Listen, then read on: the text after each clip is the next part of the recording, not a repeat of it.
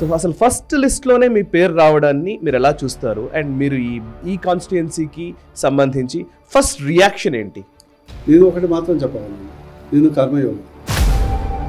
ఆ ప్రజల యొక్క నా మీద ఉన్నటువంటి నమ్మకం వాళ్ళ కళ్ళల్లో వాళ్ళ ముఖంలో తెలుస్తుంది కాబట్టి గెలుస్తామని.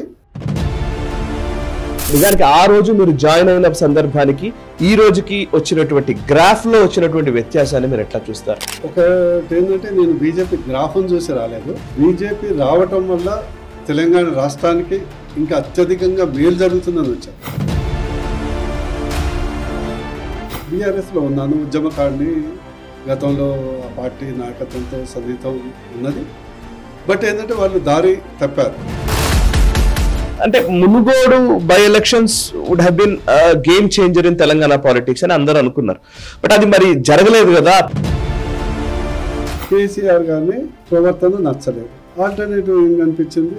మొదటి 9 మంది లిస్టులో మీ పేరే ఉంది. మీరే గెలవడానికి ఆస్కారం ఉన్న నియోజకవర్గాలు ఇది. ఎలా సాధ్యం? Because of Boora Narsaiah Goud or BJP's wave? ఇప్పుడు నేను చేసిన పనులు ఇప్పుడు వాళ్ళ కళ్ళ ముందర కనిపిస్తుంది. వెయిట్ 5-10 లక్షల ఈ ఆపరేషన్ అక్కడ 500 రూపాయలతో అవుతుంది. సో ఇవన్నీ మార్పుతోని మరోసారి మోడీగా ఉండాలి, భువనగిరిలో బూర ఉండాలి అనే ఒక ఫీలింగ్ ఒక ప్రజల్లో ఉంది. అందుకొరకు 5,000 ఓట్లతోటి మీరు ఓటమి పాలయ్యారు అప్పుడు 2019. ఏ ఫ్యాక్టర్స్ అప్పుడు ఇన్ఫ్లుయెన్స్ చేశాయి? ఓడిపోయినా కూడా బాధాకరమైనటువంటి ఓటమి కాదు, గెలిచి ఓడిపోయినట్టే అని నాకు. రాజకీయంగా ఇప్పుడున్న పరిస్థితుల్లో మీకు డైరెక్ట్ అపోనెంట్ ఎవరు అనుకుంటున్నారు? తెలంగాణ ప్రజలు బీఆర్ఎస్కు 10 సంవత్సరాలు అవకాశం ఇచ్చారు. Absolute power. ఏం జరిగిందో తెలుసు. సౌత్ ఇండియాలోనే, సదరన్ పార్ట్ ఆఫ్ ఇండియాలో కొంత నెగటివిటీని ఎక్కువగానే ప్రొజెక్ట్ చేస్తూ వస్తున్నారు. ముఖ్యంగా దక్షిణాది వేరు, ఉత్తరాది వేరు అని మాట్లాడుతున్నాం అన్నమాట. సో వై మోదీ అంటే మీరేం చెప్తారు? ఎందుకు మోదీయే ఉండాలి?